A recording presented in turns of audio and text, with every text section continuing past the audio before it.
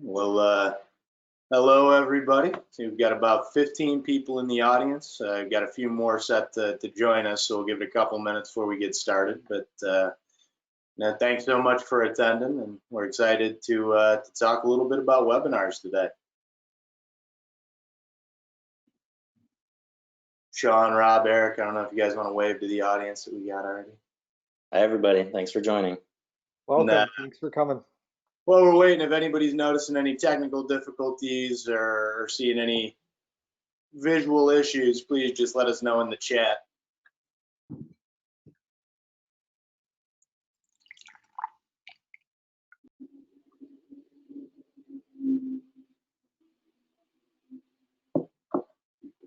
Continue to trickle in.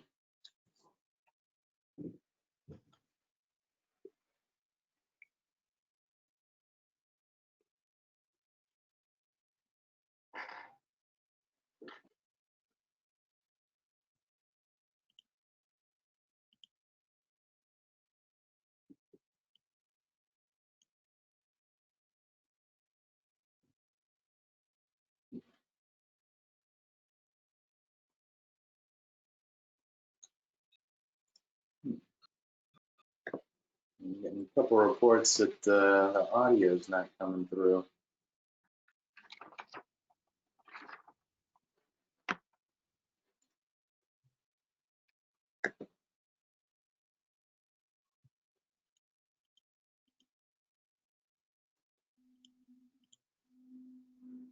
If anybody's having any audio difficulties, I see we got a little bit of feedback from Steve. If anybody else having some audio difficulty, if you wouldn't mind letting us know, that'd be great.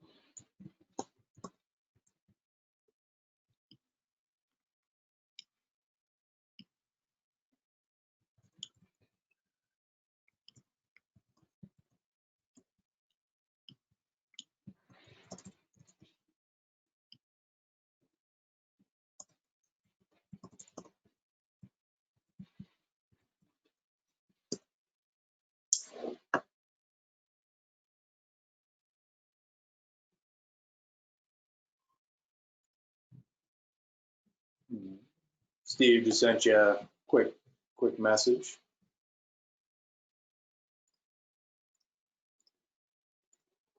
All right, so I know we just hit the hour. We've got 50% of our registered attendees here, so maybe we'll give it just a couple more minutes before we jump in. But I promise we'll have you out of here by the top of the hour.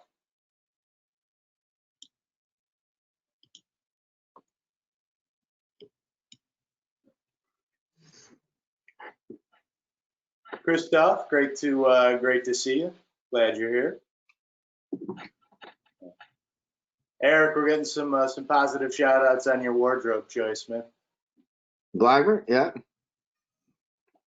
It's one of the few color shirts I have. Oh, thanks for dressing it up for us today.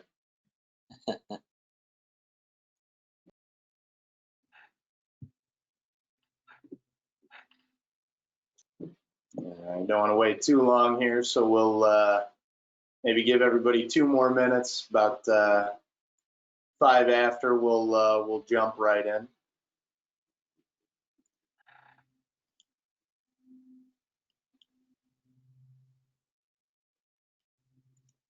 Jeff, we might have to take you up on that.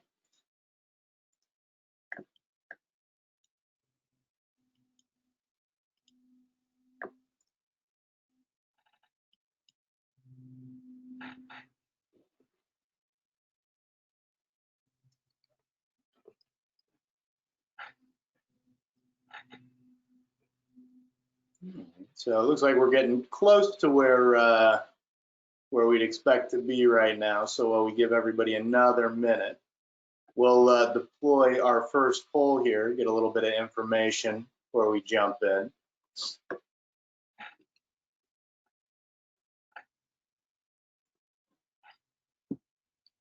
Asking how many webinars everybody's had the chance to join in the past 2 months, since work from home's been part of the norm.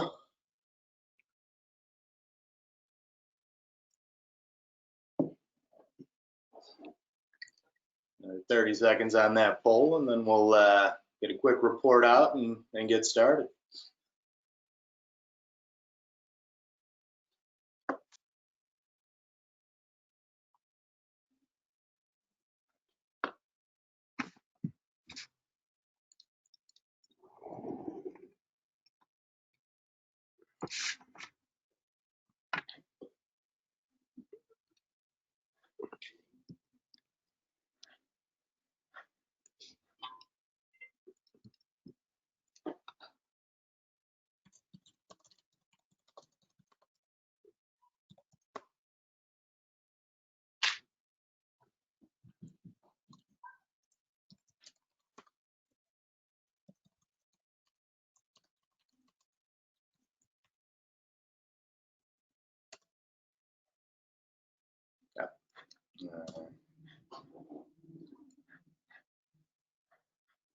All right, so with that said, we'll kind of look at some interesting results here. Close the poll, share the result, but you should be able to see it pretty quickly here. So probably no surprise. Just over half of our audience has been on several webinars, pretty even mix looking down. 1 to 3 seems to be the second answer, and 3 to 6 and 8, you know, with this is my first. So that it kind of to the point why we're all here today, to really kind of say that webinars are becoming part of the normal client and prospect connection process, and as such, we spent a lot of time thinking about them here at DeanHouston, and already helped several of you, you know, seeing a lot of familiar names in the audience execute some of these to find a way to create and generate some sales opportunity where maybe travel isn't as possible as it used to be from a sales perspective. You know, so we're really excited to dive into this topic a little bit more deeply. And hopefully by the time this is over, everybody in the audience will have some actionable insights, maybe some things to think about, you know, as you look forward to empowering your sales team, you know, across social distance here as we focus on this reopening recovery phase. You know, I know a good handful of you know me, but I'm Colton Stombaugh, the Director of Digital out of DeanHouston's Chicago branch, joined by 3 of my colleagues representing different disciplines. You know, Eric Hurth, Sean O'Brien, and Rob Hemphill. Maybe I'll ask you 3 to maybe do a quick roundtable and provide a quick introduction before we jump in. Eric, yeah. You get there? Go first. You go first? All right. Yeah, why not? Yeah, as Code mentioned, my name is Eric Hurth. I'm the Director of Content Strategy and Development for DeanHouston. I've been with the company for about 13 years. My main responsibility, as I mentioned, based on my title, content, is I help all of our clients develop content, whether it's for digital or print capabilities. So it can include anything from white papers, case studies, press releases, and then digital content, any kind of website stuff, email blasts. So basically anything that has words in it is what I'm in charge of. And if you can't tell, I'm kind of losing my voice, so I'm going to try and power through and speak as loud as I can. But if you can't hear me, just let me know, and I'll try and speak louder. Yeah, I'm Sean O'Brien. I work with Eric in the Cincinnati office. Well, not currently, but soon we'll be back in the Cincinnati office. I'm a content and social media manager, so I may have worked with some of you on this call, but I help to build out content strategies, including blog content, article content, newsletters, social media content strategy, building out content calendars to, you know, plan for a year, plan for a quarter, plan for even beyond a year.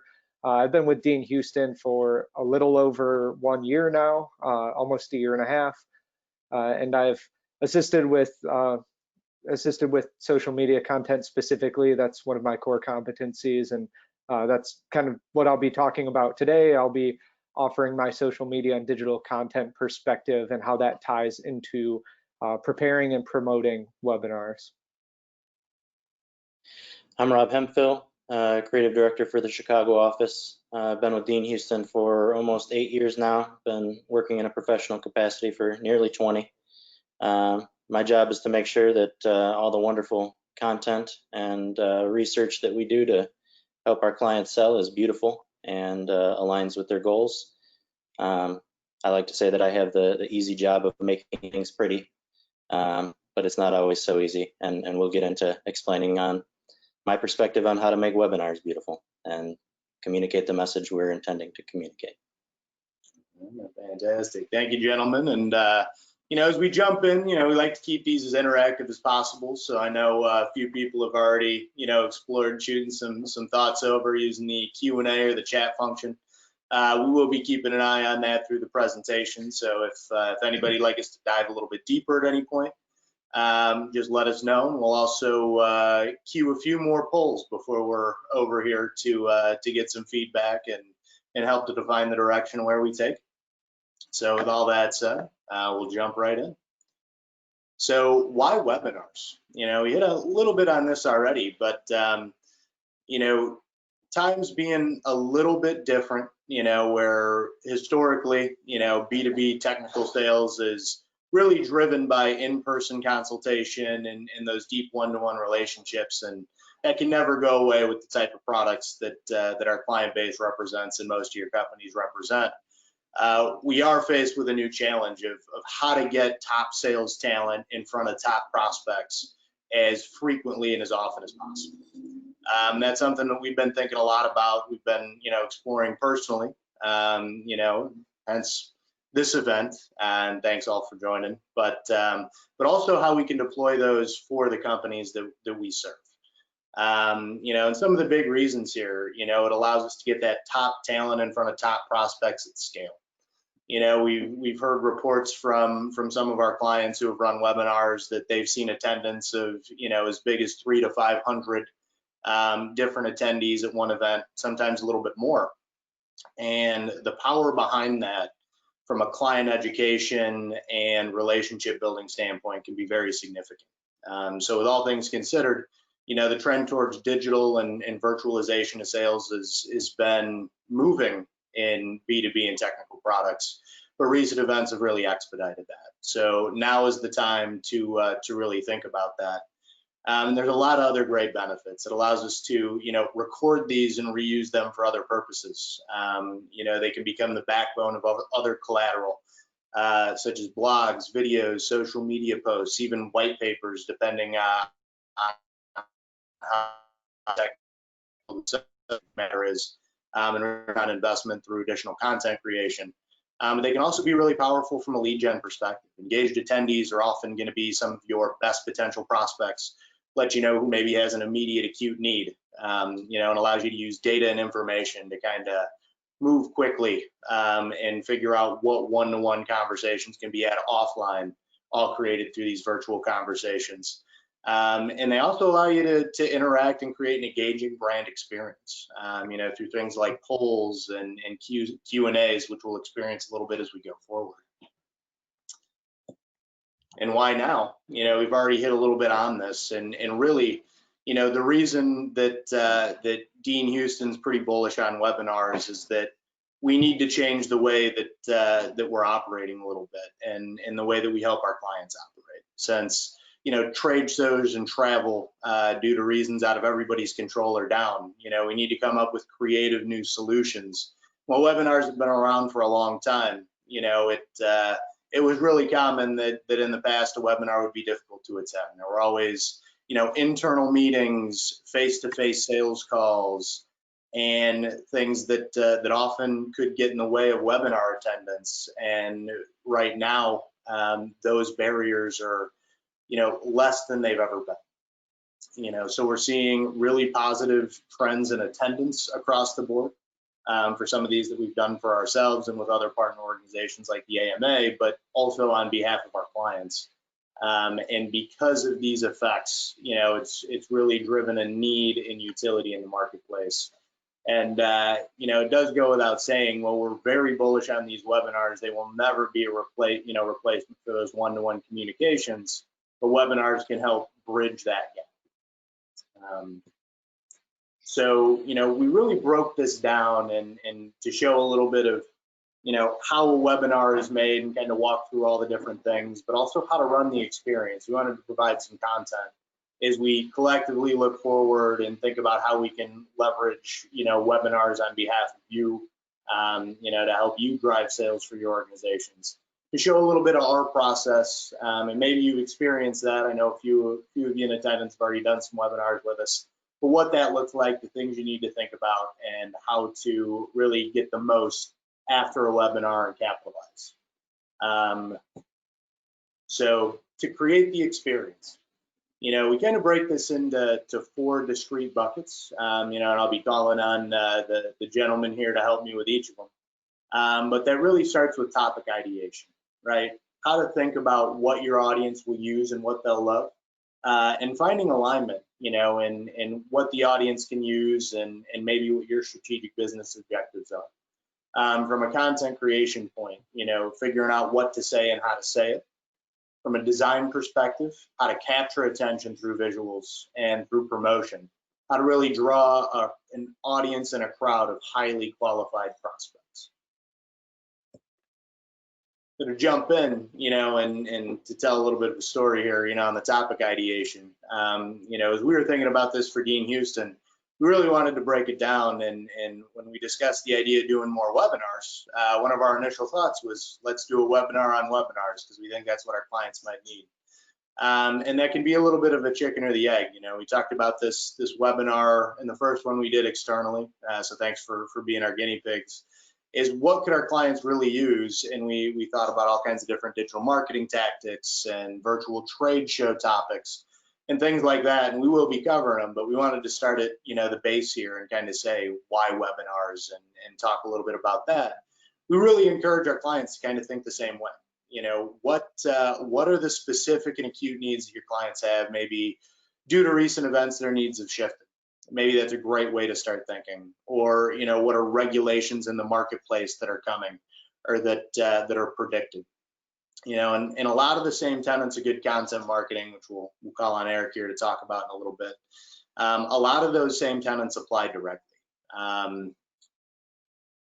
So the first step there, is really thinking internally. And this is where, our first step and how we got to this point was getting, this audience and a bigger one, including some of the leadership team here at DeanHouston, to think about the experiences and points of view that we have that might be valuable for our audience. And we really encourage that same thing. And the way we went about that process, and kind of what you're seeing on the left side here, is we really wanted to have those conversations in unison. And that's why, in this case, we've got somebody from design, content, and promotion, part of this conversation. We'd also recommend, maybe getting your engineering team, involved. I know product management is a function that spans marketing and sales for many of your organizations. That's a great point of view to get. Salespeople who are usually maybe on the road, and have a close pulse on, what's happening in the marketplace, as well as even executive leadership and what are the strategic business objectives of an organization. And we sat down and really asked these questions to ourselves is, what unique expertise and passions do we have? And again, that's why we've got Rob, who loves design here. We've got Eric, who loves content, and Sean, who loves social media. What are those passions in your organization? What types of products or services do you or we have that haven't been brought to market fully, or maybe that are primed, in this new normal? And what are those key strategic business objectives? And always trying to map those together. Again, a lot of these, probably feel very intuitive, but that idea of a collaborative team-based effort to really come up with these ideas to figure out what those initial seeds of webinar ideation are can be so critical. And then we always suggest thinking a little bit about the audience, thinking about those pain points and those acute opportunities that our prospective client bases have that they can capitalize on. Where do they maybe need more education? What level of expertise do they already have?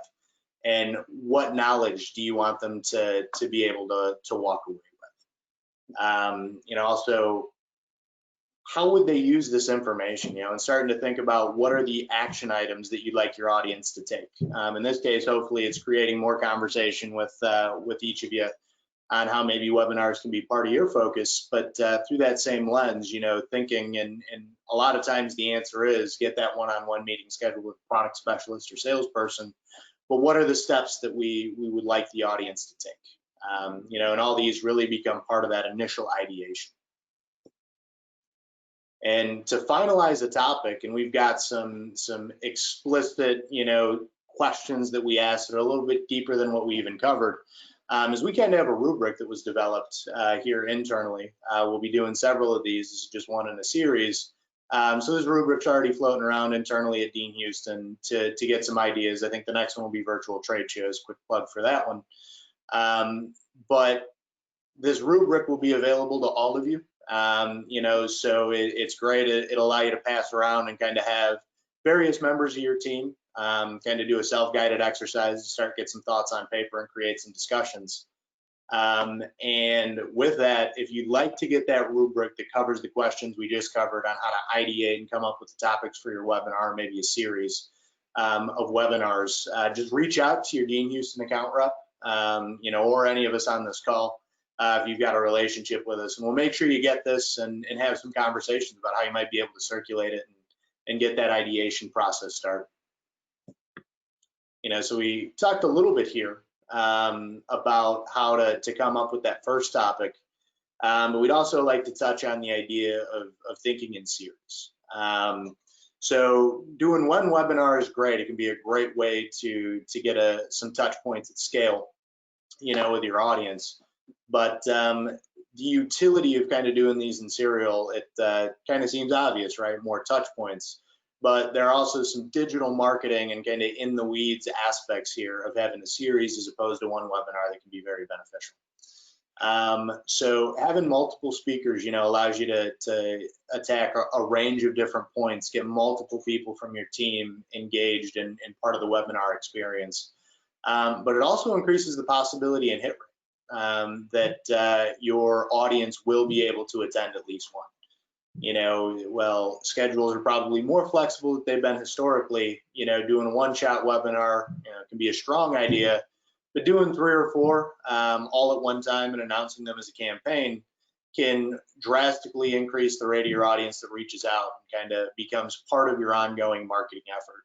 And where that can be so powerful is it allows you to create multiple highly connected touch points that can all kind of thrive and build off of one another. So, for instance, if somebody only has the time to make one of your series, you'll still know and that you can deliver them those additional webinars as recordings to be able to jump in and take a look at the various aspects of all the content you're creating for webinars, 1, 2, 3, and 4. So that creating multiple at one time that can be marketed as a series is a great way to increase your hit rate, but then also make sure that you can distribute content, at scale with multiple people at one time. And Colton, so jumping into content. Quick point to add to that, I think that applies to a lot of pieces of content, even if we're just talking about blog content or podcast, thinking in a serial sense, making things into a series. It's good to, hit the same point from different angles. Sometimes you're going to capture a wider audience and you're going to have a longer, burn time for that specific topic. Just wanted to add that in there as a little bit of context as well. Absolutely. And to prime the pump a little bit, no pun intended, I think that one might hit some of our PSG folks in the audience. We do kind of want to, before we jump into some of the weeds here on content creation, design, and promotion, ask a quick question here via poll, so it should be popping up for everybody, is what do you think that is the greatest difficulty when approaching webinars. So maybe if your organization has thought them out a little bit, or even engaged in a couple of them, what do you see being the toughest point here between ideation and content creation, attendance, running the experience, and extracting value? And this will help us figure out where we need to dive a little bit deeper here.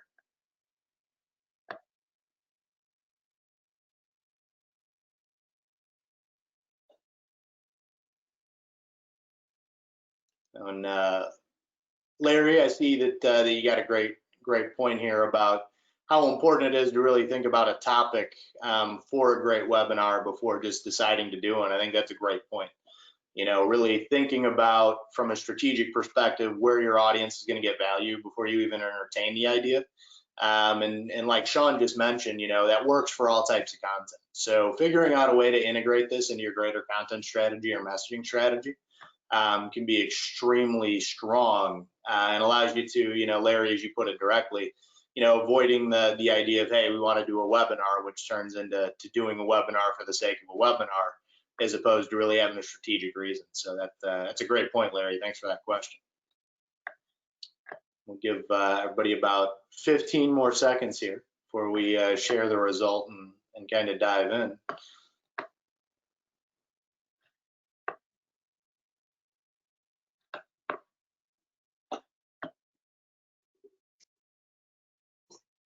So we've got about 75% who have responded to that poll. Give it just another second. All right. We'll share the results here. Looks like we've got a pretty tight race there for number one. Attending, generating an audience, and that's something we'll definitely talk a little bit about with Sean here. We're talking about promotion. That idea of ideation, also being one of the big aspects here. And again, I'd recommend, if you'd like a little help with ideation there, please reach out to your DH account rep or one of the four people here kind of presenting, and we'll make sure that we give you that rubric and help you have a couple conversations internally about what might be an idea ripe with opportunity from a sales and business development perspective. Looks like creating the content and running the experience and extracting value after, is a real tight is 3, 4, and 5. But we'll definitely make sure that we make ourselves available to talk a little bit more about ideation, but we'll get into attendance here in a big way. So Eric, with that said, content, I'll be calling on you here. So really we break content down into, 3 big aspects, thinking about the structure, timing, and content, the voice and tone, but also the delivery and engagement. And with that, on structure and timing, this is really where it all starts and becomes the foundation, of the content that's created. So, when we think about that, we always recommend, start with the basics. And, Rob, props to you on the great picture here, because it really does hit that idea of starting at the basics and a foundation of starting with that old-fashioned grade school outline, and sitting down and coming up with a couple big ideas that you want your audience to walk away with, part of the ideation rubric, and break those down into smaller points and components. For example, as we're going through this one, our big buckets are that ideation, design, content, promotion, and what to do after. Those were our 5 big ideas. And defining those big ideas and then dropping in supplementary points, again, just like a grade school outline, can be a great foundation. Now, Eric, that's a big part of your process. I don't know if you got some extra points there.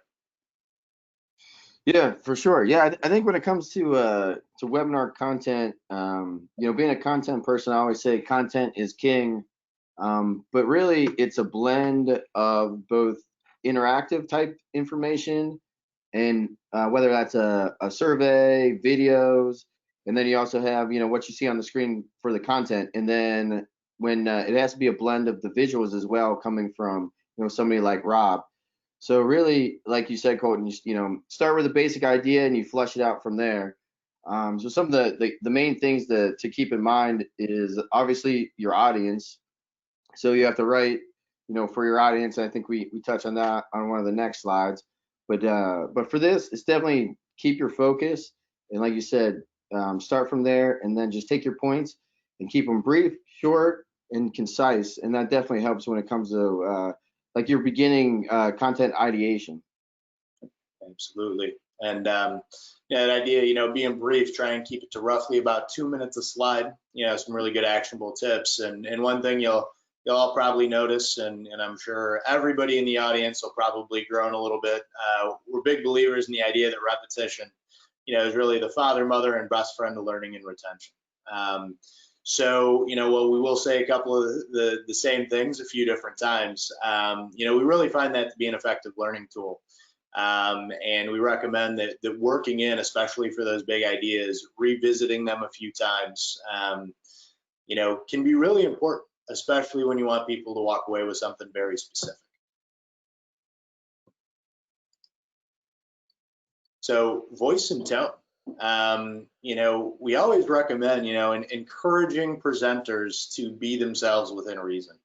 Being a little bit too buttoned down or, a little bit too systematic about these, could be a dangerous game. You got to stay a little dynamic, keep people engaged. And we think about, other ways to invoke analogies and stories into our content. For example, here, you're probably thinking, why is there a scoreboard? And I apologize, and you can't see the whole thing, but the Yankees are getting one over on the Red Sox here. So if there's any Yankees fans, we apologize. But or any Red Sox fans, we apologize. But that there was part of one of our initial webinars that we did here with DeanHouston to talk about the idea of digital dashboarding and metrics. And we use the analogy of, we all use a dashboard. Well, most of us use a dashboard every time we watch sports, to figure out what the score is, what's happening at all times. And bringing in some of those analogies and metaphors, maybe that aren't directly related to your product or industry, can be a very strong concept, especially when talking about highly technical products to an audience that might not be, engineers by trade or super technical. And always, help your team understand that they are the experts, and to write and present with that at heart. Avoiding niche insider speak with acronyms unless it's a webinar maybe for engineers by engineers and the B2B technical products, example. But also provide a little background and context on everything you're doing. And really, there's one of the marketing tropes now, great books start with why. Make sure you always talk a little bit about why when you're creating your content. Yeah, and when it comes to the voice and tone, it's important to remember like the 80-20 rule, where 80% of the content for your audience should be educational, and then 20% towards the end should be where you have your sales pitch. So just because your audience may be somebody you're trying to sell to, you don't want to directly go into the hard sell. You want to provide them with information they can use, and that's like I said, entertaining and educational, and then kind of do the selling at the end, or make it a soft sell.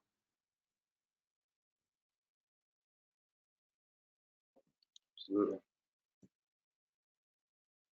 Then tips for delivery and engagement here. We recommend to speak slowly but move quickly. Kind of repeat. About 2 minutes a slide. So trying to keep pace there. If you've got a minute and a half or more, start thinking about moving. And interactivity so key. It's kind of why we really recommend every webinar should have polls, Q&As, and set up protocol where your team can kind of address questions as they come in, much like when Larry had that great point a second ago. And a lot of we'll talk more about webinar softwares when we talk about running the experience, but a lot of platforms have that type of functionality built right into it. It could be relatively intuitive, but even if your platform doesn't, not all do. There are some great tools like Poll EV, which stands for Poll Everywhere, is one we've been using internally when we're using systems that don't have a Q&A function built in.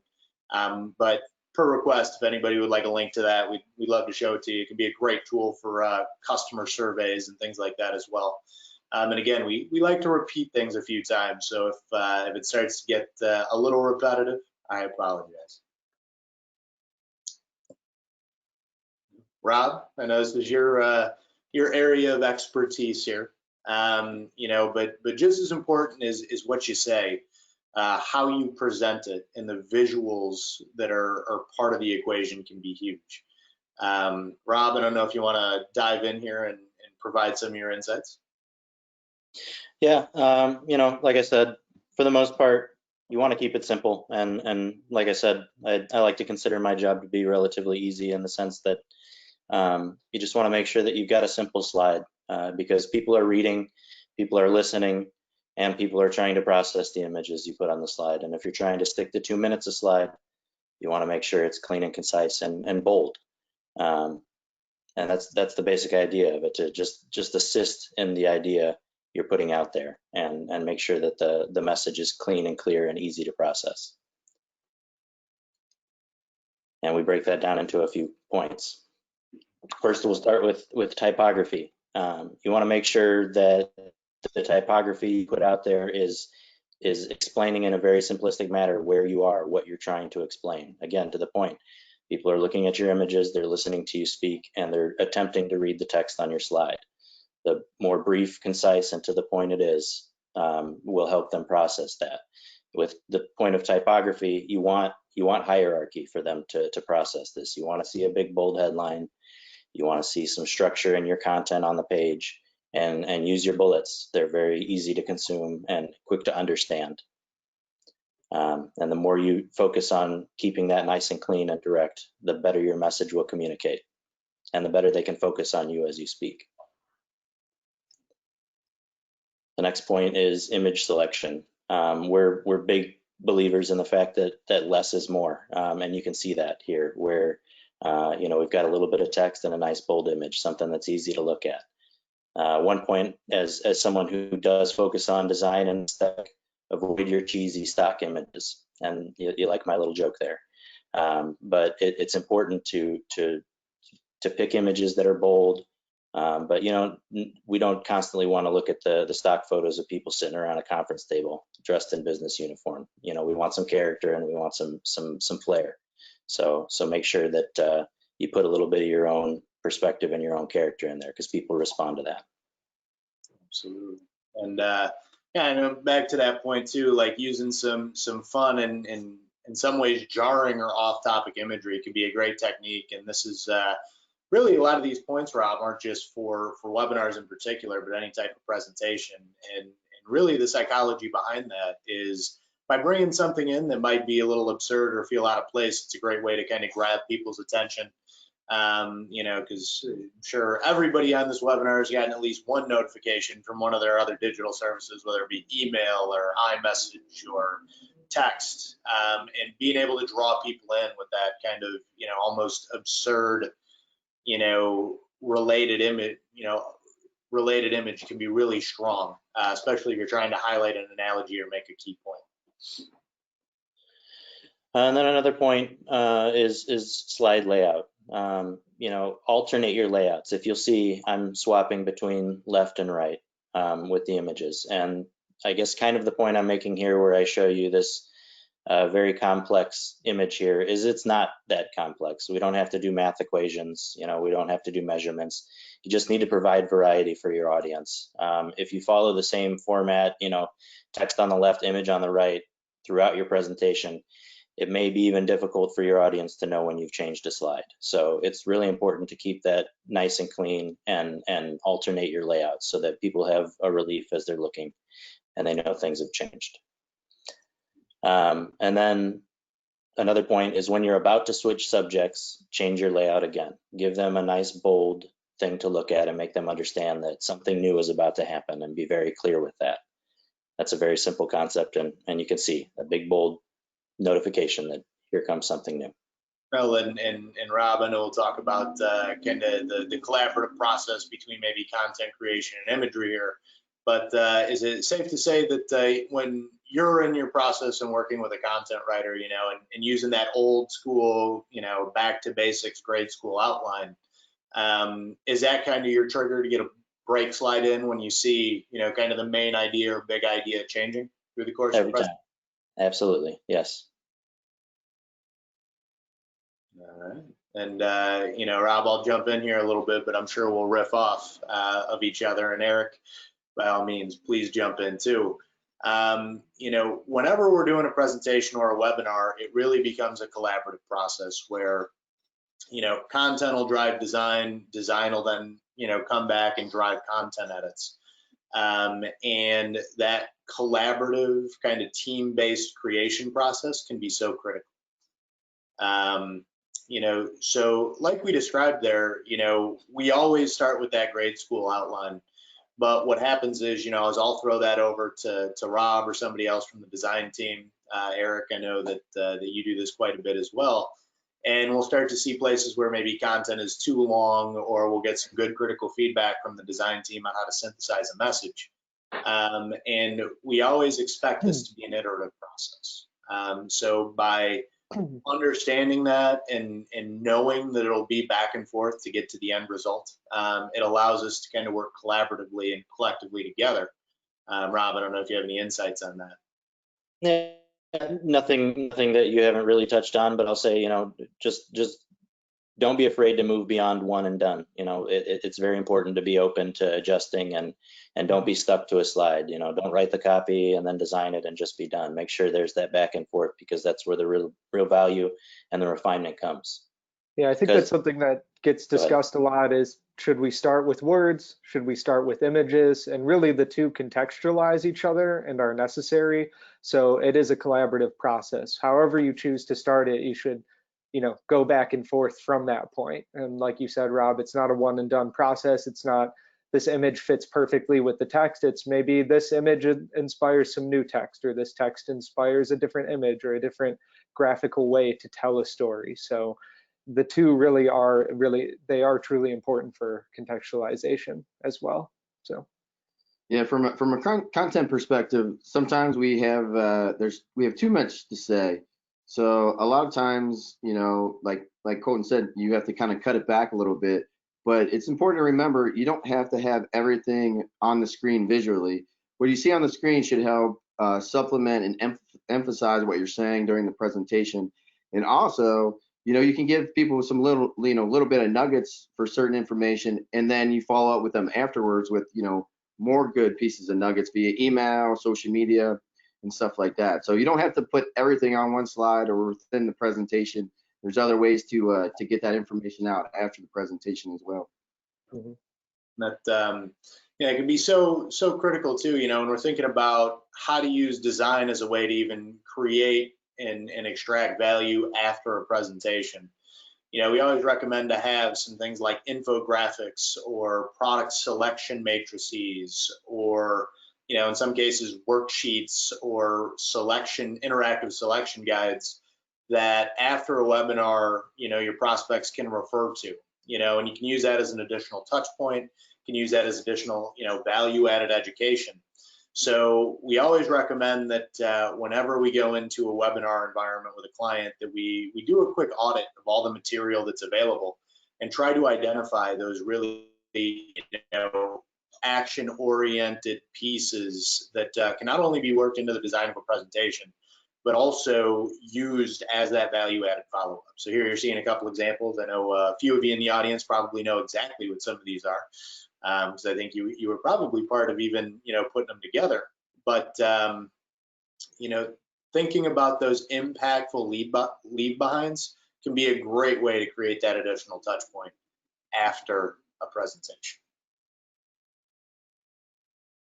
So here, this is where, we'll really talk about who to invite and how to engage. The audience, about 36% of you had mentioned that really generating an audience can be one of the greatest perceived challenges of a webinar, but it doesn't necessarily, have to be that difficult.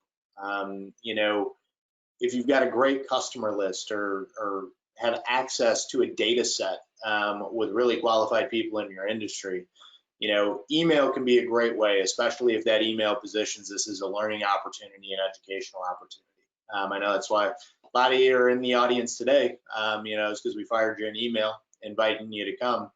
It's a great way to get that going. Thinking about doing a few follow-ups via email to engage your known prospects But even looking at, outside a little bit, maybe people that know who you are or follow you on social, but might not be on your email list. So where social media can become really important too. So, you've kind of got some air coverage with email, but also thinking about using your social channels.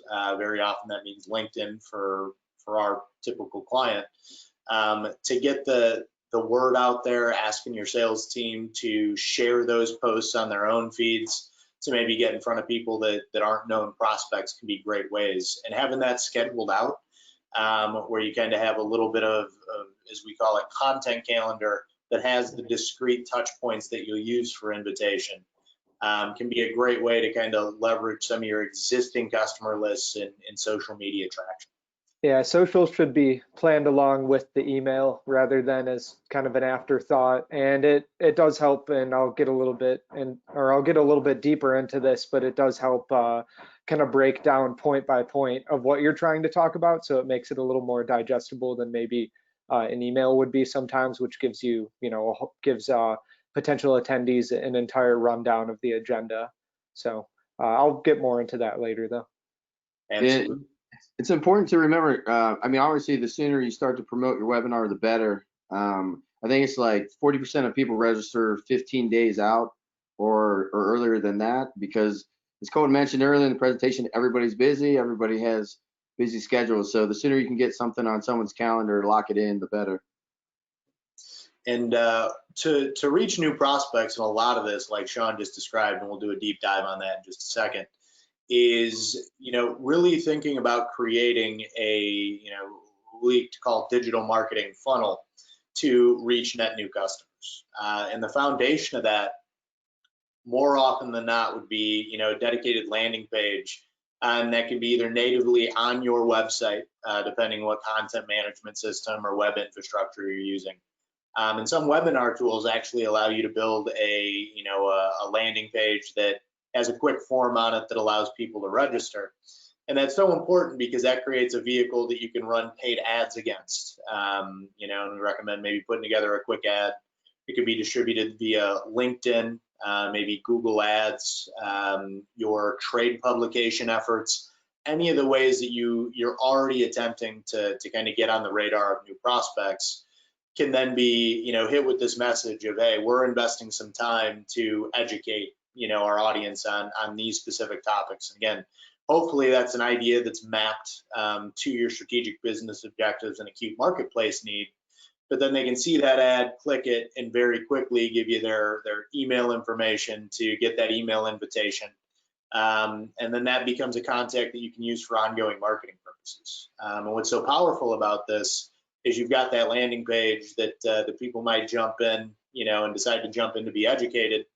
But that becomes a net new potential customer. So a lot of this can be worked into, your paid social efforts, your trade publication efforts, and all those things. But the landing page is really key.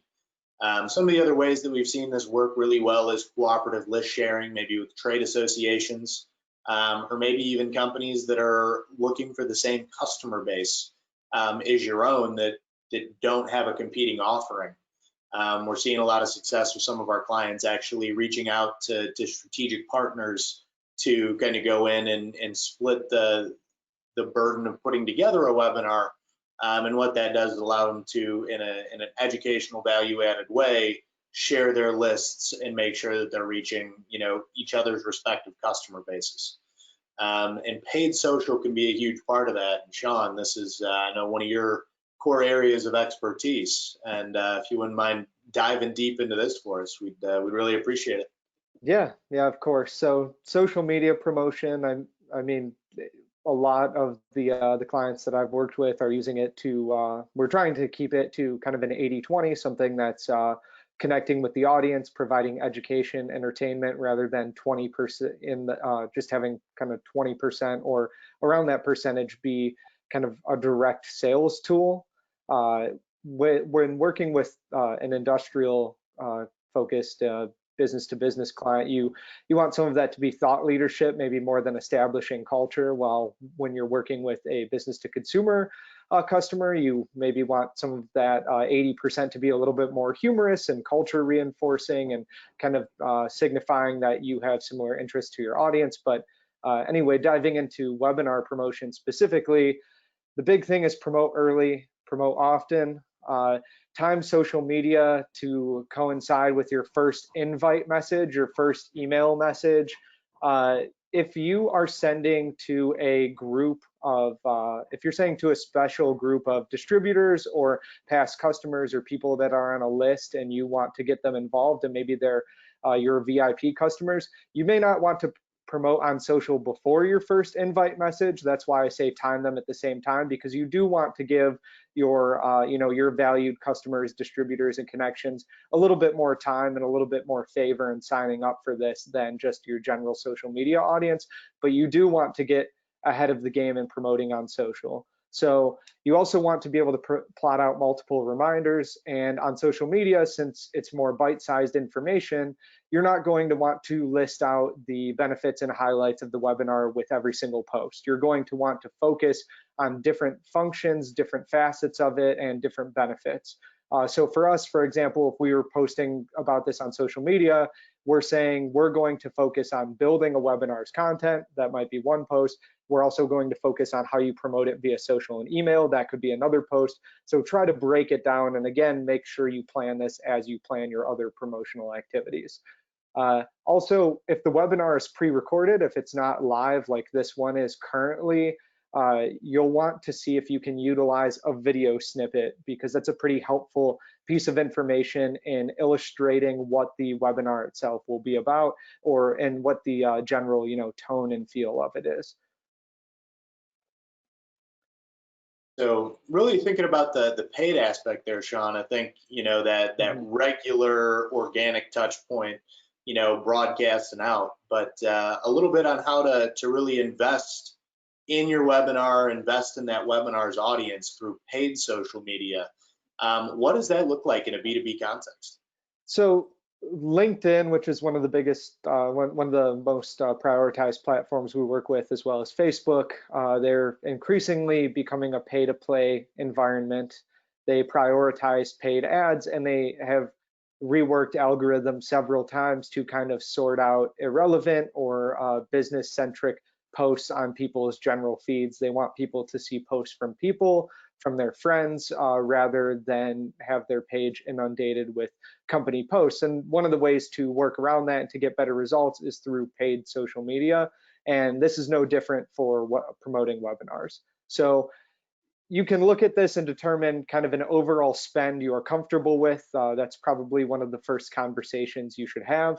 You can utilize sponsored or boosted posts, or you can utilize ads, which a boosted post or sponsored post is something that appears as a regular organic post, but is also boosted out via a paid investment.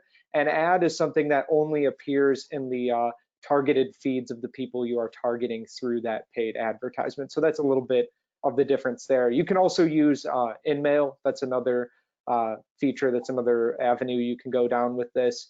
InMail is a direct message ad via LinkedIn. I'm sure we've all seen some of these, whether they're for job opportunities or maybe, for in my InMail inbox, I get invitations to social media seminars and things that I've expressed interest or capacity in.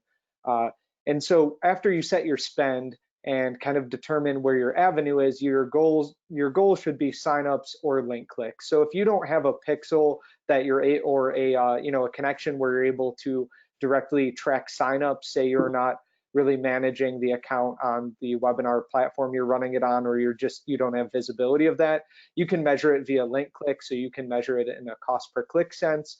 And there are tons of resources out there that break down average cost per click depending on the platform, the type of ad, and even in some cases depending on the industry that you're playing in. So you can kind of research the benchmarks that are going to tell you how successful that campaign was in generating signups. Engagement's another goal that you can promote your post for, but it's not really going to be very useful when you're trying to get signups and link clicks. So those should be your ultimate measures for a webinar.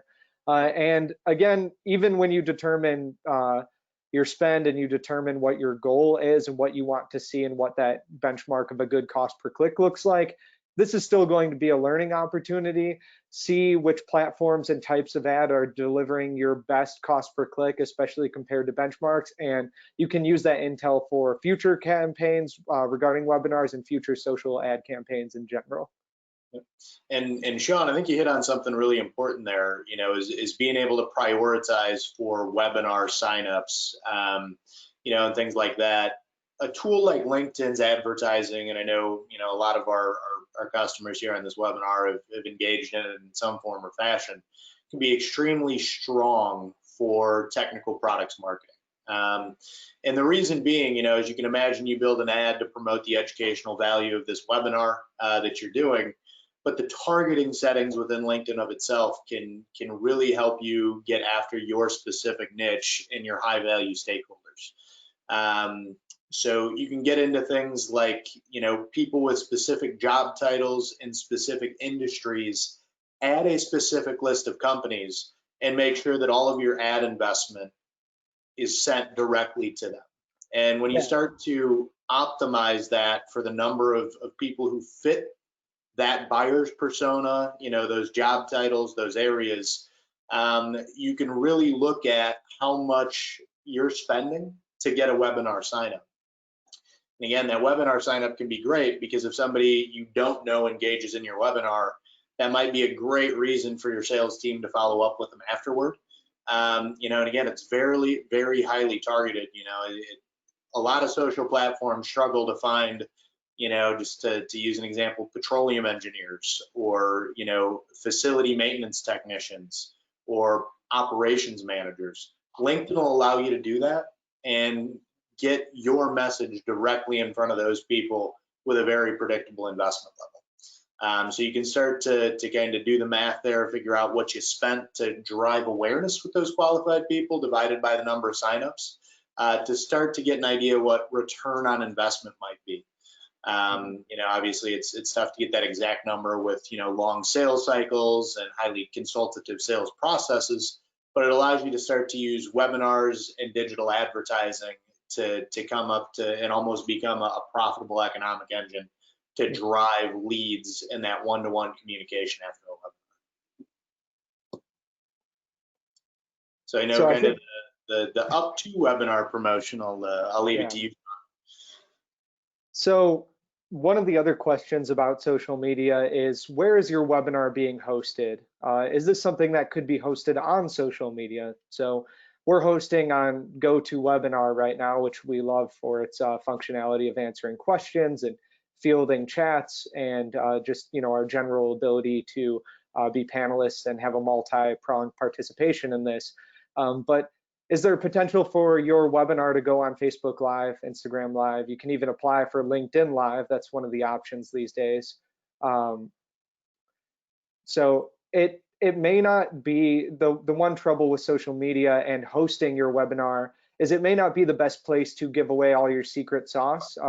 You're not going to get direct signups to join a live webinar on social media because it is available for anyone who follows you or anyone who has shared it with their followers. So it's going to be a little bit more open of a process, and people are going to have a greater amount of visibility over that. So you may want to make it more general, more educational, rather than strictly technical expertise or giving away any of the technical expertise that you kind of save for your trusted distributors and customers.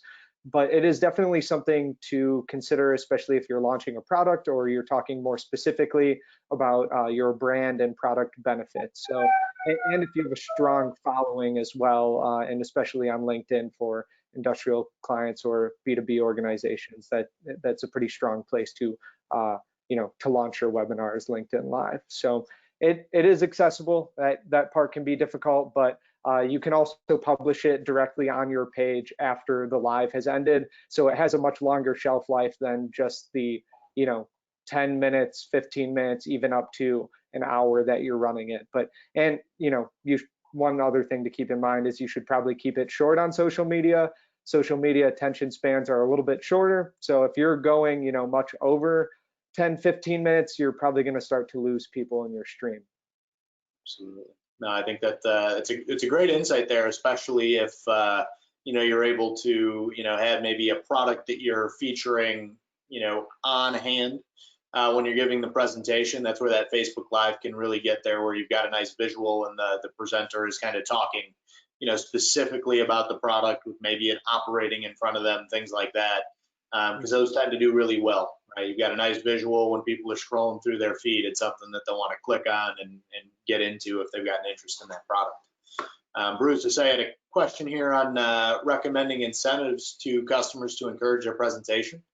I mean, encourage participation. I think that's absolutely a great idea if that's something that fits your company's kind of marketing strategy. You mentioned seeing people offering like Panera coupons and things like that. We have explored for some of our clients, offering a coffee mug or like a Starbucks gift card, all under the kind of clever juxtaposition of saying, hey, we'd love to pay for your coffee while you're in the webinar, and then maybe buy you another one so we can have a chat over coffee afterward. So using that as kind of like a clever hook can be a really good one.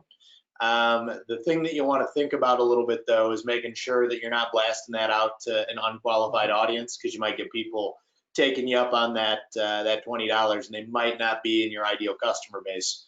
So if you've got like a really curated list that you're more than comfortable offering that to, I think that's a great idea. Yeah, definitely.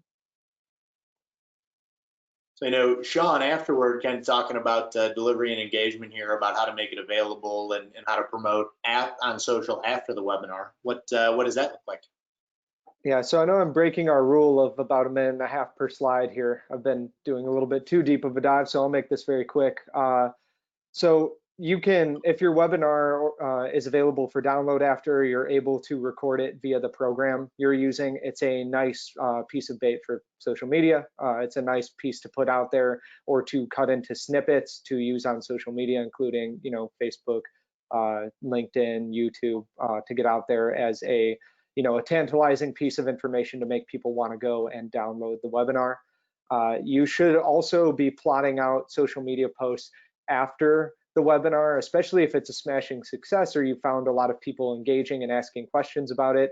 Make sure you're hitting on those popular topics afterward, and make sure you're trying your best to kind of share information about downloading it or sharing those snippets. And then set up a web page, if that's through the same page where people signed up for your webinar or not. Set up a web page where people can download the webinar and have access to that information afterward. Or if you have like a resources and downloads page on your website already, and this is something that DeanHouston can help with. It's something we've helped with for a lot of our clients, but make sure people have access to those files and that they can find it. And again, if you're seeing positive engagement, seeing a lot of great questions, it's time to start planning your next webinar and next engaging piece of video content, so you can get back out there and engage with your audience in the way they want to be engaged with. Absolutely. So before we talk a little bit about running the experience here, I know we're starting to run a little late, so pick up the velocity a little bit. I will shoot out, out of curiosity, our close to final poll here, as we get ready to go. And we just launched a poll there on how many webinars is your organization run, in the past 2 months, new work from home normalcy. We'll give just about 30, 40 seconds here before we keep it moving.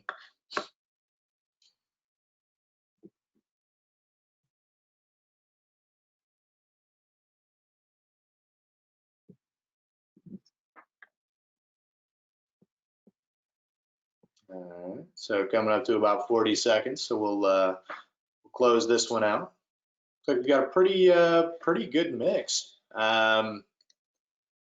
where we've had some people really embrace webinar. I think we know a lot of who those people are in the audience, but a few people that have kind of dipped their toes in, some that have made it a regular part, about a quarter of our audience not doing it. Not it's very similar to what we kind of see with the industry averages, and that's really picked up trajectory here over the past couple months, where it's becoming a more and more needed part, the virtual sales mix. So thanks so much for those insights, and we'll keep going.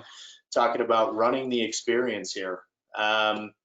You know, really quickly about the platform, we know a lot of companies, depending on your CRM, your technology stack, you probably have your own tools already, but some quick insights on the ones we use. GoToWebinar, that's where, you know, we are today. And this one can be great. We've had a lot of great experience with it. You can do things like polls and get all the interactive tools that you need. Also provide some pretty powerful, you know, technology behind it. And it can be a great one. We like it. You know, if you haven't run a webinar and you'd like to learn a little bit more about it, we're happy to deep dive with you offline. But something we haven't talked much about is the utility of the internal webinar, you know, especially when people can't be in one office together. New product developments, new strategic objectives, Google Hangouts can be great. It's pretty informal. There's no software needed. As long as people have a Google account, they can join. And Google's really integrated that into their email platform.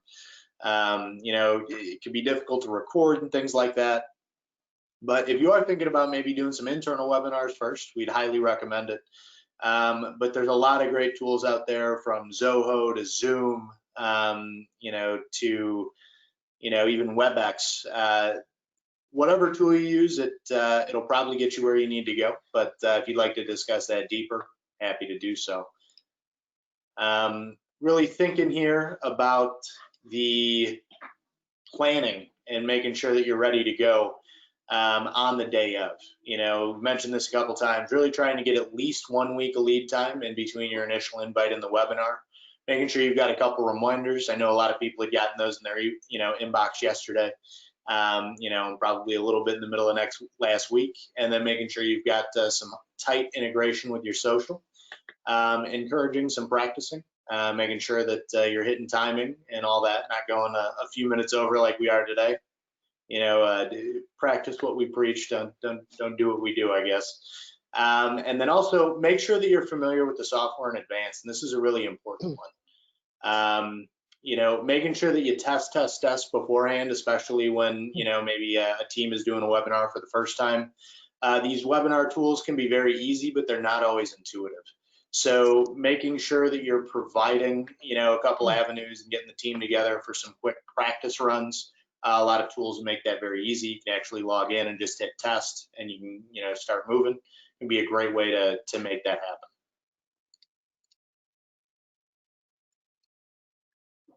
So, you know, at least 3 business days in advance, we always recommend to have things like your interactive polls loaded into the system. Making sure that you're inviting questions at key points. We've been able to address some great great questions here as we've gone through, and keep an open Q&A running and trying to weave in answers to the questions coming into the Q&A. And that can be a little bit of an art, you know, especially if it's your first time doing a webinar. But thinking and preparing for engagement as part of the planning process can be very critical, especially when somebody's running a webinar the first 1 or 2 times. You know, and on the day of, you know, and some of the things, and, you know, kind of seeing a little bit of that here, is having it so presenters don't necessarily need to go in alone. Maybe that looks like having a panel like we do here on this presentation, where different people can bring in their different subject matter expertise, but also having a few people sit in the audience during the presentation that might be part of your organization or part of a partner organization, to ask questions throughout, to kind of keep some of that interactivity going and moving, can be a great thing. Obviously, you know, making sure that you're not distracted, turning off your notifications on your computer, things like that. But even more importantly, in this work from home environment, trying to find a nice quiet space. Luckily, we haven't had any interruptions here, but those do happen, and it can't be completely controllable. So also making it known that, you know, if there is an event where there is some distraction, maybe you've got a little one running in, a pet, you know, a family member, that you just got to roll with it and, you know, prepare for it. You know, and when Jimmy Kimmel can do the Tonight Show from his living room and experience some of that, you know, the greater universe is starting to be a little bit more lenient on those types of things. Obviously, plan for it, you know, try and avoid it, but if it happens, just roll with it. And then also being a little bit early, you know, making sure that you're at least logged in so you can see when people start to jump in. and when they're coming in, and maybe even getting a little chat going back and forth before a presentation can be a great way to kind of ease some fears and nerves and tension. And finding opportunity after, this is extremely critical, especially when you're doing this to really drive sales, which, we're sure most of our audience is that's their primary goal right now. And that's where really making sure that you're taking note of the people who are answering questions, who are most engaged, so that your sales team can follow up with them one-on-one as soon as they can after the webinar. Absolutely critical. Making yourself available for questions for 10 to 15 minutes, that can be extremely important as well. And making sure that you've got some contact information, especially if you're talking about net new prospects. Everybody on this webinar and it has a DeanHouston rep, you're used to talking to us. But in those cases where, maybe you've got net new people, you want to make it as easy as possible for them to follow up afterward with more questions directly. So we always recommend making sure that your contact information is front and center at the end of a presentation. And really to double down there, again, it's all about that proactive follow-up for engaged participants. But make sure you're sending these things out. I know, Murray, you had just sent us an email about making sure that, you send your presentation out. Felipe, you just kind of chimed in with the same thing. Is yes, absolutely. Make sure that you're recording your webinar. Make sure that your presentation is high and tight and can be sent out afterward. And any of the infographics or worksheets that maybe you develop to support the effort, you have on hand and you send those out. You can use your marketing automation software if you're using something like a HubSpot, Infusionsoft, Marketo, Salesforce Marketing Cloud to automatically deliver those. And a lot of your webinar platforms will actually have some email automation built in to follow up with your attendees and your participants. But it can also be great to send those materials out to people who don't attend as well. Because it doesn't cost much to send people a recorded presentation. So if you think it'll be of value to your audience, even those who couldn't attend, consider getting that out there and promoting it a little bit. And Sean, going back to your social media, making sure that we're recording small snippets and kind of getting these little bite-sized insights syndicated out there on your social platform can be a great way to double down on your investment. Even if it's just a quote, even if you just have a screenshot and a quote from it, just something that's, something that's a little bit of a hook. It's clickbait works for a reason. It doesn't have to be, you'll never guess what happened on this webinar, but it can be something that's tantalizing to your audience still. Absolutely. And, thinking how to even get further return on investment, on all the work and energy that goes into creating a webinar.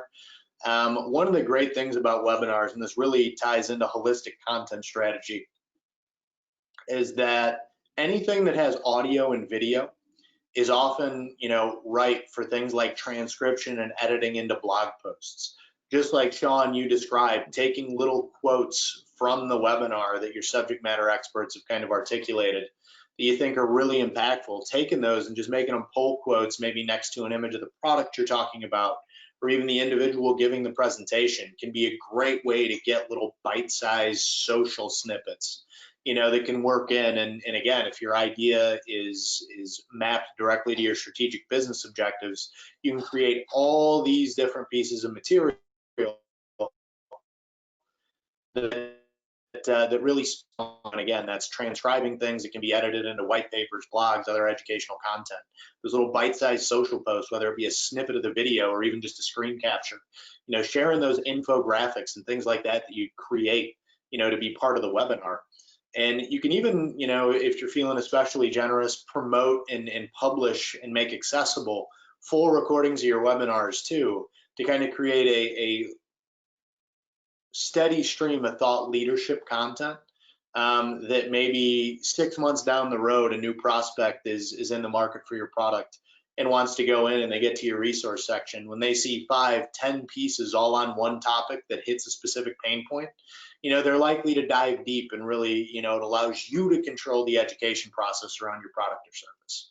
So once you go through and kind of use a webinar to create more sales touch points, and again, get your top sales talent in front of your top prospects at scale, You can also use that to drive a long-term content calendar as well, and kind of reverse engineer that. And that's where, you know, the energy and time investment into one of these can be something that pays off over a long period of time and can be a very efficient engine for content creation. So with that, I know we're about 10, 15 minutes past here. We know a lot of you were still able to stay with us. So with that, I mean, we are available for any questions that the audience might have. Feel free to drop them into the Q&A section here, into the comment section. We'll be sending all of this out, as well as that topic ideation worksheet. But we really appreciate everybody taking some time. Apologize for this maybe bleeding into your lunch hour a little bit. But yeah, if anybody has any questions, please, you've got the whole panel here to help you with any questions you might have. Now, Diane, I'm seeing you've kind of got your hand raised there. I don't know if you want to jump in the chat or maybe the Q&A section with any questions. Chuck, thanks for the kind words. Great to well, I guess we didn't get to see you, but great to hear from you again. Look forward to talking to you soon.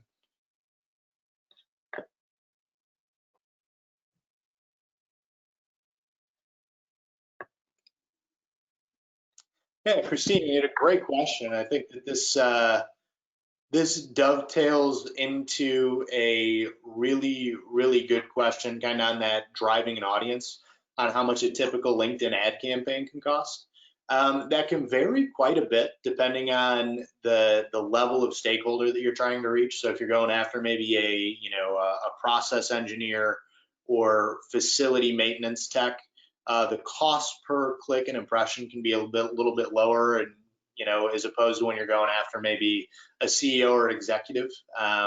So that can vary a little bit. We've had a lot of good successes though. Thinking about $1,000, $1,500, $2,000 in ad expenditure at a webinar. It can be a little costly, but if you've really got a good message, you've got something that the market really needs, it's not out of the question to get 20, 30 signups off of that. So it can be very effective, but you're also paying for very quality traffic as well, because you can target specific points and specific people at the right time. Yeah, Facebook business to business cost per click is the last measure I had seen was it's generally around like 72 cents, but LinkedIn, like their platform average, is closer to $5 for cost per click, and this is among all campaigns. I'm not speaking just to one particular campaign, but it kind of tells the story. LinkedIn's the traffic that you're getting and the targeting that you can do is generally going to be a lot more beneficial and a lot more qualified than Facebook, which might have a bigger reach, but is going to be a bit more scattershot in terms of who you get. Absolutely. I see we had a question here that we missed a little bit ago from Larry. About how do you figure out the right people to get in front of an audience, and how do you determine who to present? And I think that really comes down to finding that mix of maybe sales experience, customer service experience, because people are often really good communicators, as well as people who have a little bit of subject matter expertise. So when you think about that, the job titles that we see with a lot of our clients that excel at these are maybe business development in their title. Product manager is often a great one, because that's the intersection of engineer, sales, and marketing. Those people that maybe do really well on a trade show floor, or that one-to-one in-person sales experiences often translate really well to webinar presentation skills. So that's a great question, Larry. Thank you.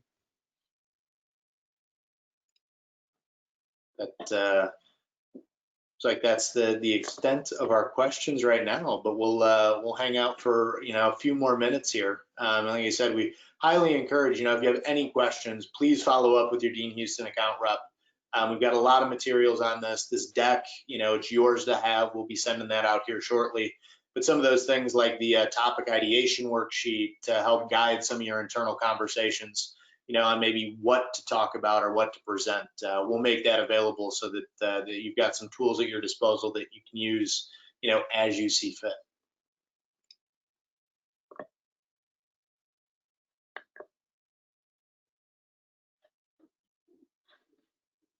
See, we're starting to get some people peel off here. I know we're about 20 minutes past our outline close time, but you know, we're not in a rush. So, is final questions? Give it another few seconds here, and then we'll wrap it up for the day, and hope to talk to everybody soon.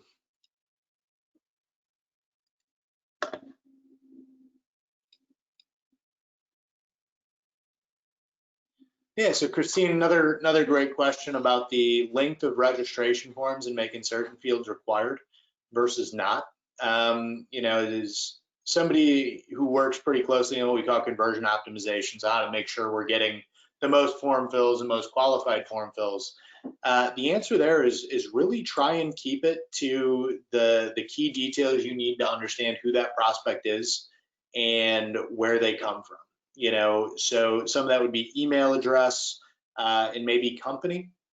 First name and last name is great. And try and keeping it short, right? Because you don't want to create a lot of friction.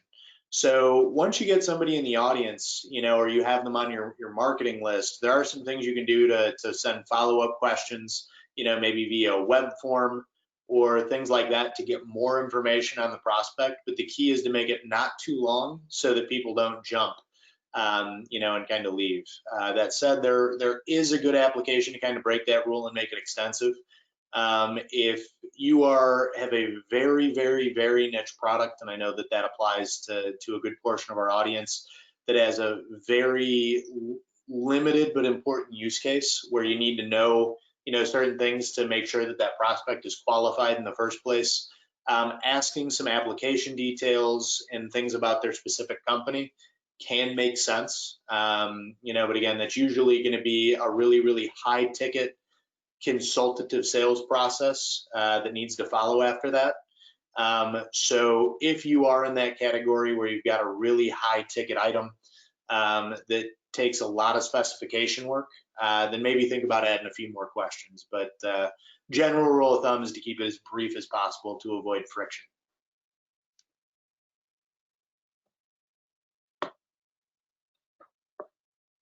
All right, so you've got about 10 people left, but you know, that said, I know we're coming up to about 20 past the hour. A lot of people got things to get back to. So, you know, that said, I think we'll kind of close it out here. But, you know, hopefully you got a lot of value out of this. And like I said, please follow up with your DeanHouston account rep if you'd like to talk a little bit more about this. We've got a lot of tools for you.